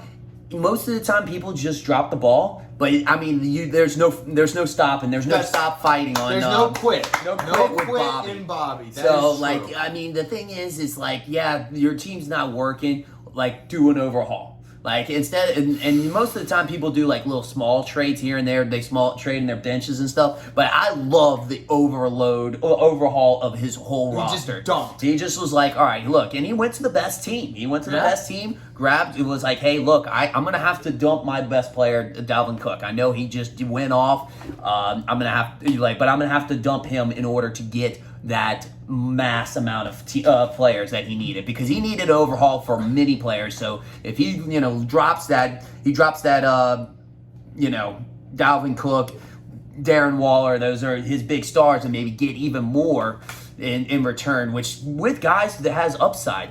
I mean, we tend to forget about Amari Cooper because of CeeDee Lamb's performance, but Amari Cooper is still a top receiver. Dallas is rolling too, and they're rolling. So it could be all of a sudden just flip a switch. Like defenses are like, okay, hey, I think the key to stopping Dallas's offense is to stop CeeDee Lamb, and then they just go right back to Amari Cooper. So he has a high ceiling with that. Joe Mixon, we've seen before. If he can just stay healthy, he'll be on the field and he can be rocking out some points. DeAndre Hopkins, there's a lot of weapons at Cardinals, and I know I tend to say stay away from him, but like he did last weekend, he had 2 touchdown performance. Yeah, he's got that type of ceiling where it's just through the roof. And then Hawkinson, I mean, time will tell. Like he's still kind of developing and stuff, but I guess this is a close to home kind of pick for him. But in consolation for dropping Darren Waller you have to have yourself a tight end to fill the place, and True. That's not a bad that's for getting all those other players. That's not a bad, I guess, consolation prize. Yeah, no, I agree with you. This was I love this trade. This trade was amazing. God, it got me so pumped up when I saw it. Fired up. Dude, I was pumped. Blockbuster trade. I was like, fucking send it. I think I'm mostly just going off of like sheer value. Like Darren Waller is like in our league, I think he was a 2nd round pick. Yeah. And in some leagues he was a 1st round pick. And Dalvin Cook is, like I said, a number 1 pick in a lot of fantasy leagues. Yep. So like just sheer value, I think Huff won this. And Calvin Ridley, like I said, he's in a wide receiver 1 for Atlanta. Yep. I think sheer value. That's where I was going. But yeah, I love the move by Bobby. He had to do something in order to stay relevant in the league, and I think this was it. Yeah. And kudos to Bobby. It was awesome. Most people in his position would just fold. They would fold. But again, kudos to Bobby. Great fucking trade. I can't wait to see how this pans out. Great job, guys. Yes, great job. Awesome. This is one of my favorite trades I've ever seen. Yeah. Like it's that good. I give it an A+. A+. Oh, absolutely. Absolutely. A+. Yeah. As far as overall trade, this was amazing. Just exactly. excitement, just the caliber players that were traded in this. It's like you don't see this very often. Like people don't draft their or trade their number 1 pick very often at all. No. And to see it with all of these people, all of these players mixed in, it's phenomenal. I love it. So good job, Bobby and Huff. Apparently, Huff made Bobby an offer he couldn't refuse. I didn't see. Yeah, I guess. So I didn't know what the negotiations were. I don't know any of the insider information, but maybe we'll get a side video with the insider scoop. Ooh, we could do that. That would be cool. We get an insider scoop. But yeah, hey. Here's to y'all. Good job. Let's get to the next one. The next one was really big too. It was really big in the sense that like when you first look at it, it's like, huh? Yeah. But I think I'm taking Luth's side on this. Are you? Yeah. And here's why. Barkley, I think, is going to have a Christian McCaffrey-esque season. So what Christian McCaffrey did last year, I think Barkley is going to do this year. So I like the dump. I like how he dumped all these players for Darren Waller, who, as I previously said, I think is going to be Carr's favorite target. Like, I think he's going to be the man. Jalen Waddle is on Miami Dolphins, which is a dumpster fire of a team. And Dawson Knox, like, he had a couple of good weeks, but last week he didn't do very much. Like, I really do think that Luther, he knew what he was doing. He knew what he was getting at. And I like it. I kind of like it. He does have a soft spot for Darren Waller, though. He does. That was the name of his team last year. Hella High Waller. Yeah. That was an all-time name. I loved it. Yeah, it had the picture to go with it. Although that would probably be canceled at this point because Gruden's on it. Yeah, so I don't know. I think it makes it better. I mean, I guess it's a matter of like the person. Yeah.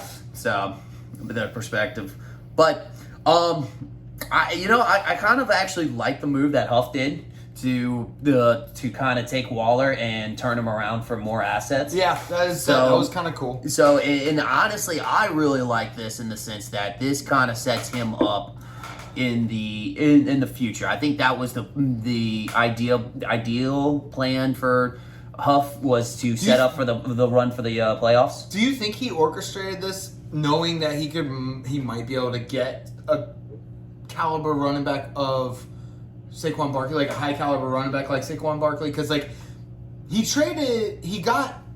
now has Dalvin Cook and Saquon Barkley as well as Derrick Henry. Yeah. Just think about that for 1 second. He has Derrick Henry, Saquon Barkley, and Dalvin Cook on the same team. And if Saquon Barkley and Dalvin Cook stay healthy for the end of the year, I mean, that's a huge playoff run. I don't see how he loses. I think he has trouble figuring out who to start. I think he's going to have a Chris problem a couple of years ago, where Chris Nairboss had trouble figuring out. He had such a good team that he had problems figuring out who to start, and he would mess up because everybody was so good that it just, he couldn't figure out who was going to have the off week that week. Yeah, no, that's good. Yeah, I agree with you, but it's just, I mean, Huff's team going into the rest of the season is just, I don't know. It's pretty scary. It's scary. It is scary to say the least. Again, I'm with Luth on this one. I thought, from his perspective, dumping Barkley and Waddle and Knox, I think is a good move.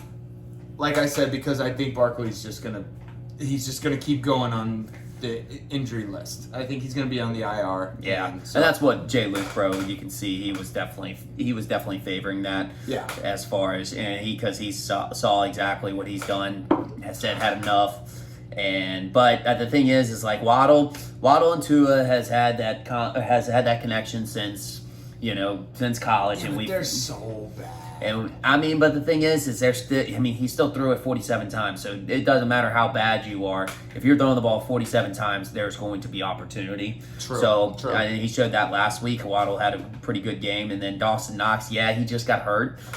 So I mean, that's a little bit frustrating to see, but at the same time, he was having quite a connection with Josh Allen this year, kind of similar to one that Stephon Diggs and that Josh Allen had last year. Mm-hmm. So, I mean, if he comes around, which that's what he's playing later in the year when the playoffs, I mean, he's already top of the league right now, and he can afford to do so. I mean, he's setting himself up for a scary team down the road. Yeah. I agree. Two great trades, though. I give this one. I was gonna go with the C just because it's more of a let's see how this plays out. A wait and see trade, but I think I'm gonna give it a B. I think I'm gonna give it a B. Yeah, a B minus maybe. B minus. B minus. Yeah. That's what I was thinking. What do you think? I mean it's definitely a good trade. It's not like the Blockbuster. It's kind of it gets overshadowed with the Blockbuster one we just had. It is true. As far as the grade goes, the timing isn't great. I probably would have given this a higher grade if we didn't just have that A+ Blockbuster trade. Yeah, because we got to see. I mean, Waller after his 19 target game in the first week. That's why I didn't I like that he was able to swap him around because he really hasn't done too much since. Mm-hmm. But he does kind of have that potential too. With now that they have the interim coach, they might start playing for him and like, hey, look, we still have a playoff team. He might switch things up too. So you never know. I think everybody in this trade has potential. Mm-hmm. So, and I think that was the biggest thing to take away from it. So, yeah, I'm gonna say C+ to see, kind of wait and see. Gotcha. All right, I love it. Awesome trades. I hope we get more of these. Oh, this absolutely. was so exciting. Absolutely. I loved it. All right, let's go to overpaid, underpaid real quick. Let's start with Dearness Johnson. Obviously, he was the hot name coming into this. Hot guy of the week. Nick Chubb and Kareem Hunt are both out. Hot waiver wire of the week. Yeah, Luth got him for $239. I like it. There was 3 other bids. Yep. Jerv had 151. I had 93, and I would have probably bet about 250 if I had the money. If you had the money. I don't have the money. So I feel like that seems very typical of you. yeah, Like yes. a typical problem Josh has. Yes, that is a typical problem I have. And Chris Valente with $39. But I don't think he overpaid. Do you think so? I have underpaid on this one. Underpaid? Okay, yeah. Just his value for however the next couple weeks is just going to be through the roof. Yeah. Right? Absolutely. I mean, the that amount of volume that Chubb or Chunt was getting. Chunt. Chunt was getting. I mean, that's going to translate all the way over to him. They're not going to revamp the offense completely just because, both of those guys got hurt. I know there's going to be some tweaks and changes, but there's got to be, but I think like they have this set game plan, and like it's going to be hard to go to like veer off of it. Oh, absolutely. You know what I'm saying? Because like, it's not just the running backs that change. It's the quarterbacks. It's the way the receivers run their routes and block, and also the blocking assignments for the offensive linemen. I mean, they're a run blocking offensive line. So like it's just, you can't just ask them, oh hey, we're gonna throw the ball, just like Josh Allen and the Bills from here on out. You can't just like completely flip the script and do that. I agree. So yeah, Dearness Johnson definitely the hot pick. Let's go to the next one. You had a great stat on Christian Kirk, right? Yeah. So Christian Kirk yet again is on the waiver wire. Got purchased by Biggs for $135, and I'm going to say over.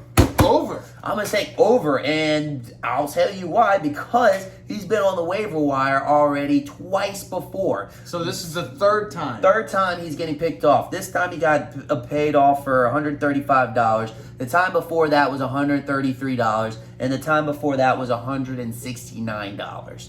And I said over before, and I'm going to say over again, and that's strictly because he keeps getting on the waiver wire. There's a reason why he gets dropped to the waiver wire. He's not consistent.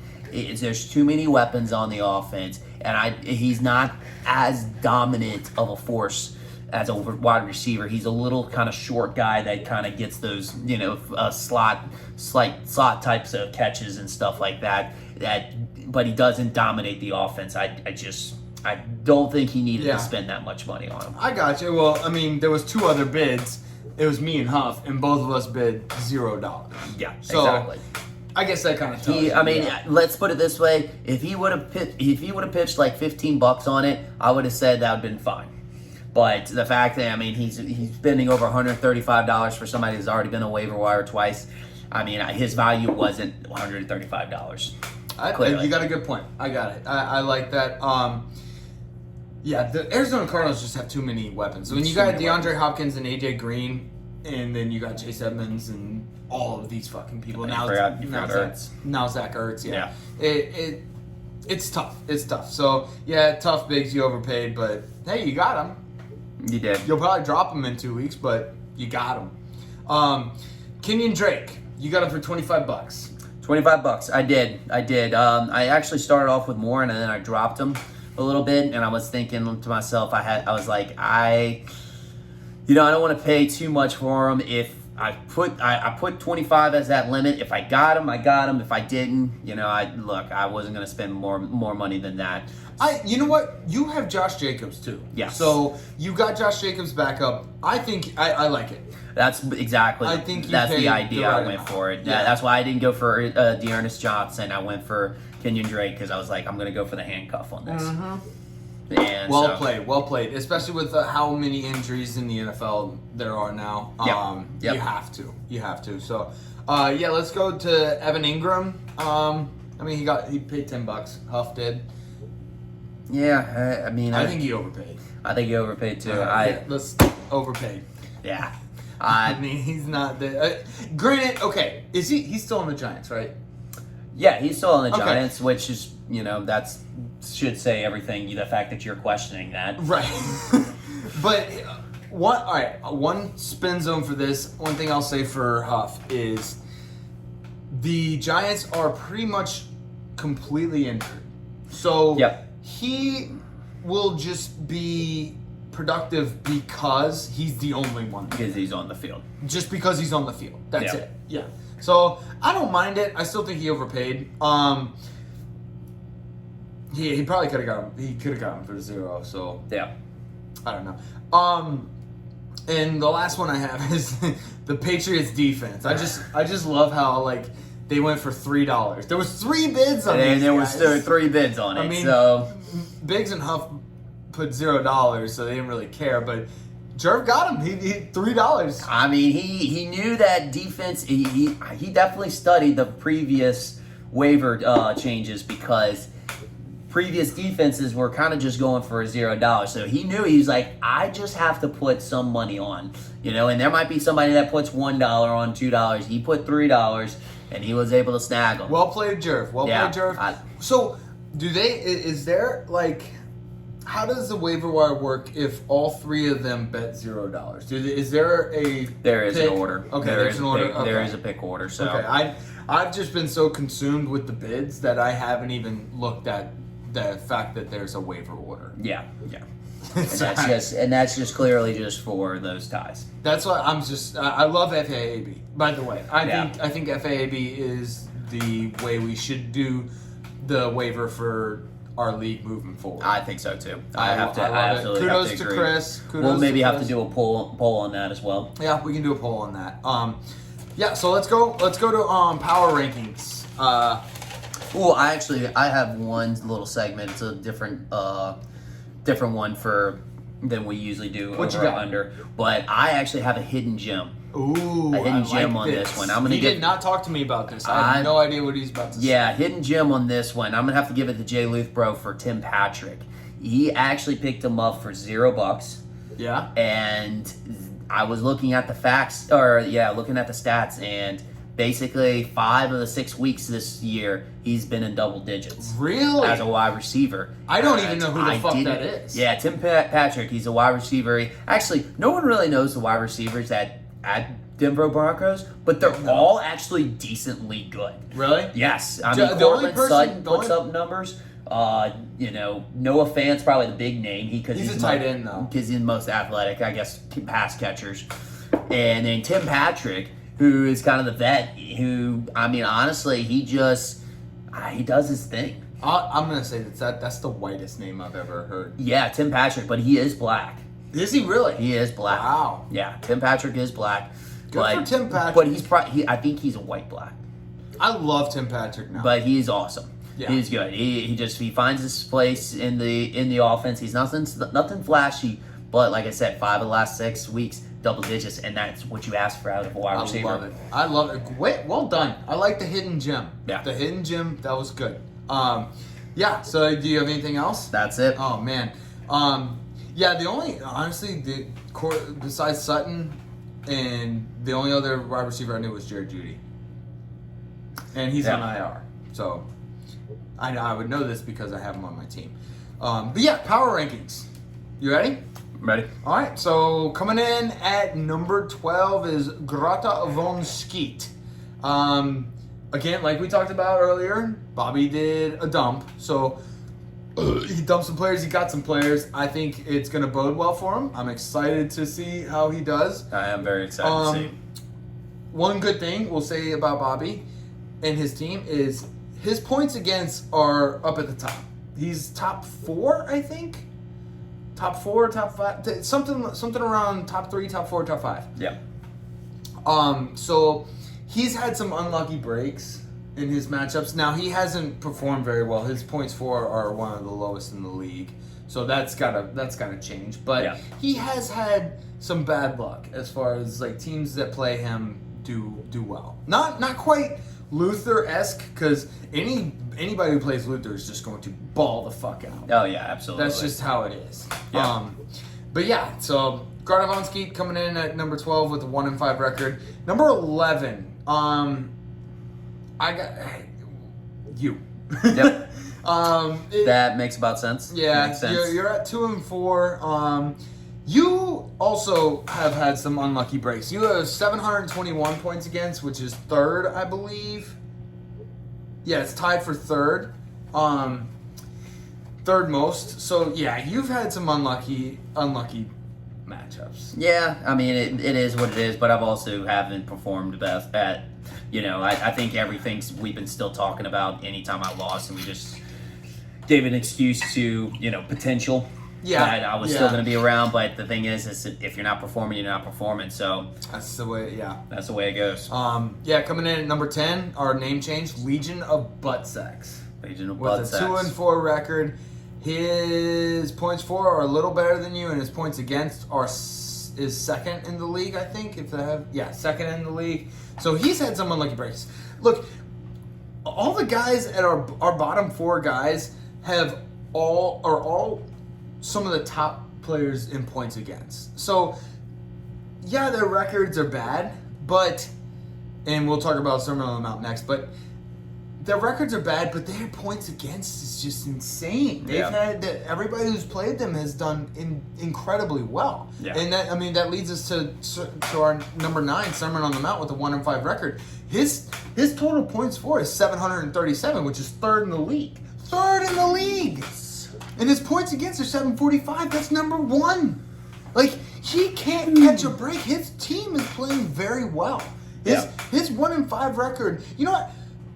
I think we should just completely throw out the records and go just based off of points for and points against. Points for and points against. Yeah, he would be number 3 or 2. Probably. Yeah, we should do a completely different power rankings. Well, we still have to do that other rankings with him. Yeah. And see what his thing is. We haven't gotten to that yet, but we'll maybe post it up on the group maybe. But yeah, Sermon on the Mount in my book is number 3 behind CD's Nuts and Choo Choo Train. Yeah. So, kind of a spoiler there, but number 8, Chaos Landing. I almost put Sermon on the Mount above him because his points for are 599, and that is by far the lowest. The lowest in the league. He's still at 599. He's still got a 5 in his points for. Well, last team in the 500s. Yeah, last team in the 500s. But the reason I put him over is because Sermon on the Mount is 1-5, and he's 3-3.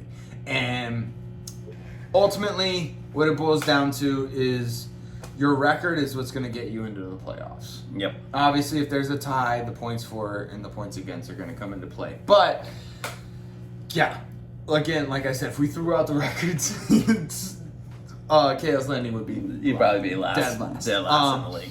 So coming in at number 7 is our commissioner, Low Fat Milky Way. He's got a 3-3 record. Points for are not great. Points against not great as well. But he's 3-3. That's our good thing. That's what we're gonna say. He's 3-3. He's right in the mix. It's insane. If he beats me next week, which is a very, very strong possibility considering my buys. I have James Robinson and Zeke out. Yep. He'll be 4-3, and he'll be right up there with the top as far as the records go. Which is crazy to think about because he was definitely down. Oh, he was down the standings. We had him dead last for a couple. I think we did have him dead last for quite a week. So well done to Chris for coming in at number 7. I think he probably had the best waiver wire pickups. Yeah, he's had some good ones. Technically, he's the first one out of the playoffs right now. If the playoffs started right now, he would be the first one out, which is a huge improvement from where he started. Yep. So coming in at number 6, we have Steeler Virginity. I put Steeler Virginity below, the spoiler again, A-Rod's last ride, mostly because of recency bias, because he sucked so bad last week. Mm-hmm. Also because A-Rod's last ride's points against are one of the top in the league. Yeah. So, again, spoiler, number 5 is A-Rod's last ride, coming at 3-3. 675 points for, 712 points against. I mean, again, all those teams are 3-3. Yeah. So, a 4-3 record by next week is very, very good. You're in the playoffs. It definitely helps. As of now. Coming in at number 4, I got me. Discount double fingers. My points against are the only ones. Okay, so Chaos Landing's points for is like my points against. 576 is not even close. Yeah, that 35 point margin that average that. Oh, you did the math. Yeah, nice. That you get every single game. Yeah, it's absurd. So I mean, obviously, with those numbers, you can't say that you've technically proven yourself at the top of the not even league. close. And as you can tell, like you watch the other teams in the league, and all the top three all have plus 700 in the points for. So I mean, it's just like you got to wait until you get to that level before. That's when you can say you're elite. So I have a 5-1 record, and if I had 700 plus points and maybe above 600 points against. I mean, honestly, the points for would have done the most for you, the most good for you. But yeah, I mean, the points against definitely helps too. It just looks shitty. That's why I'm number 4 with a 5-1 record. Number 3, Antonio's Legal Bills. Biggs is on a roll. He's on a roll. I think we talked about that during the matchups, but he is the hottest team right now. Yes. I don't know. 2-2 train might be up there, but no, actually, the past three games, he scored 139 points. That's the hottest right now. Okay, so yeah, our hottest team in the league is Biggs. Antonio's Legal Bills coming at 4-2. Yeah, I mean he's got 714 points, which is decent. Decent for a top team. I think he's got the fourth highest points for. His points against aren't great, but again, this is recency bias. We are very recency biased people. He's been on a fucking tear. Yep. Another team that's been on a fucking tear is the 2-2 train. Coming in at 4-2, 755 points for. That's the second most. 721 points against. That's tied again for the fourth most, I think. Mm-hmm. He's playing well. Playing some ball. For the competition that he's had week in, week out, he is at 4-2 and just dominating. Yep. He has been. I mean, it's just, and I'm really excited to see kind of what happens with the string of events that he put together with his team. I can imagine it's starting off slow, but I really think it's going to pull off. We can by the end of the season, we could possibly be nominating Huff as the genius. As the genius, yep. Yeah, he's like the, I don't want to say Bill Belichick. Mad scientist, kind of like the Rick and Morty. He's the Rick. He's Rick. Yeah. Pickle Rick. And coming in at number 1 is CD's Nuts, 5-1, top to bottom. He's got the most points for. He's got 680 points against. Solid team, up and down, top to bottom. He's the best team in the league. Best team in the league right now. For sure. Right now. Right now. I mean, that's what the power rankings. That's why we do it week to week. It's right now what it's looking like. All across the board, he looks just amazing. Yeah. So that's good. That was our power rankings. Let's go. You want to go into the predictions, or you have anything else? I was waiting we would get to the predictions. I mean, you've started it off with every single show, and then this one, the time I actually go 5-1 during the weeks, you just wait until. Oh yeah, we'll just wait until it's the predictions time. Jeez and Pete. But yeah, I doubled my full season total of 5 wins with 5-1 week. So you matched it. So you had 5 total wins for the entire season, and then you matched it in 1 week. Yeah. So now I'm 10-20. Wow, nice. Way to go. But yeah, a lot of catch up on that one. Yeah. So let's start with the first one. Discount double finger. What would you do last week? I don't actually know. Did we write them down? I've got your total was last week was 12-12. At the start of that. Yeah, I was 500. I know. Let's see. Did we? What did I do? I have no idea. Sorry about this. This is bad radio. We can maybe. We can put a video. Edit in there. We'll put a video at it. Yeah. It was not good. I know that. That's why I was trying to avoid that, but thanks for bringing it up. Well, hey, I gotta see where I'm standing. I mean, I made quite a comeback on that one. So I had to pat myself on the back a little bit and see where I was at. Yeah. Because I mean, it's still a long season. We still got a lot of games to predict. I mean, you sound like Chris Collins. I'm getting back on that high horse again. Like I mean, when you get a performance like that, that's when you really are, sitting on top of the world. You're on Mount Olympus, basically. Yeah, I love it. Okay, let's get to the predictions. So we got discount double fingers versus low fat Milky Way. I think Chris is gonna beat me. I'm picking Chris because I have just too many buys. I got Chris too. I think it was the buys as well.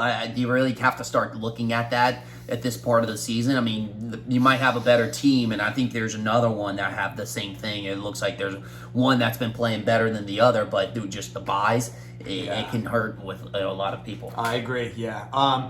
Let's go. We'll go with CD's Nuts versus Antonio's Legal Bills. I'm gonna pick Antonio's Legal Bills. This is the exact matchup I was just talking about as far as somebody having a lot of buys. CD's Nuts has a tremendous amount of buys. I think he has 3 buys, which in the people that he has, I can't remember who they were. I looked them up, and this is why I picked Antonio's Legal Bills, is because they are crucial to his success so far this season. His buys. Yeah. CD Lamb is one of them. Yes. And I know because Zeke's out. Yeah, and that was the thing.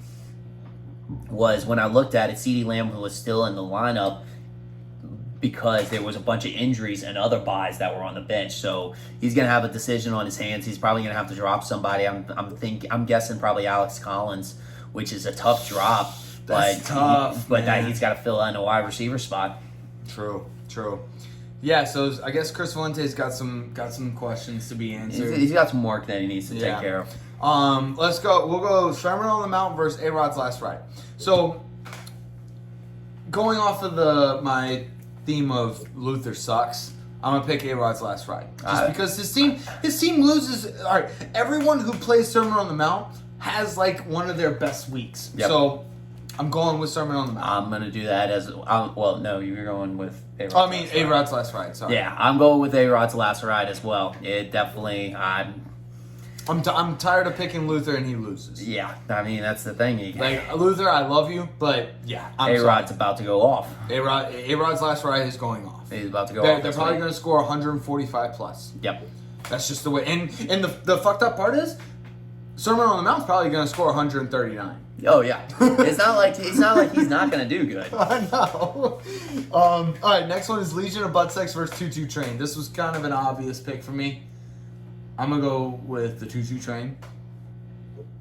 Yep, I had that one as well. Especially now that he has Saquon Barkley, Dalvin Cook, and Derrick Henry. Yeah, and he has Lamar Jackson as his quarterback, right? Yeah, he does. Yeah. He does.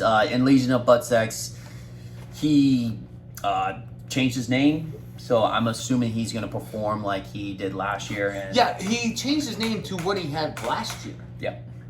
We talked about that. Which was not good. Yeah, I know we alluded to this earlier, but it's not good. No. I don't understand. I think that's going to lose or lead him to a loss on this one. Yeah, he's going to be really in the dumper on that one.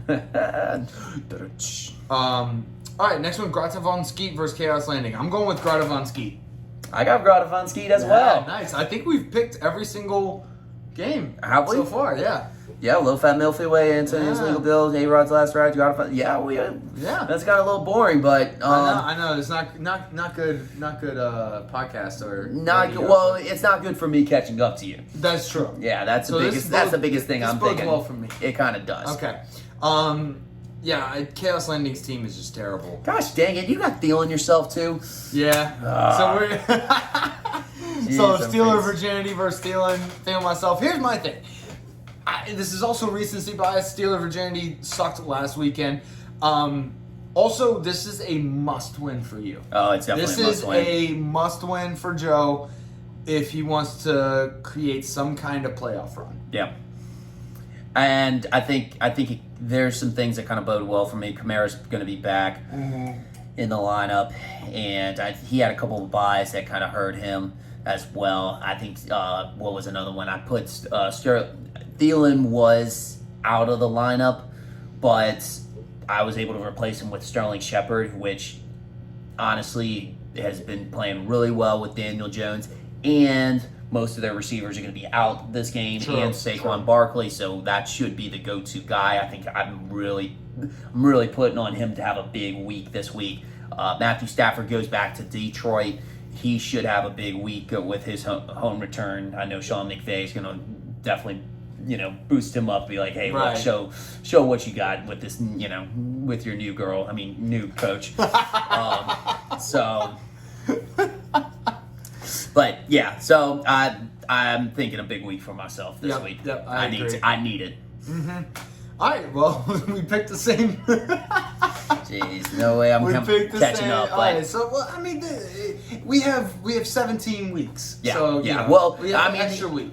I mean, if you're gonna be a half glass, or a glass half full guy, or empty guy, you have to be a half glass full guy too. So there's contrast. Yeah, well, because I'm not gonna be able to also get further behind from you either. Wow. So like I won't be able to catch up to you, but I won't be able to get further behind. That's your spin zone. Yes. Gotcha. Yeah. So I want to just take a bye week. All right, cool. I'm gonna take a bye week from trying to beat you in the predictions. All right, I like it.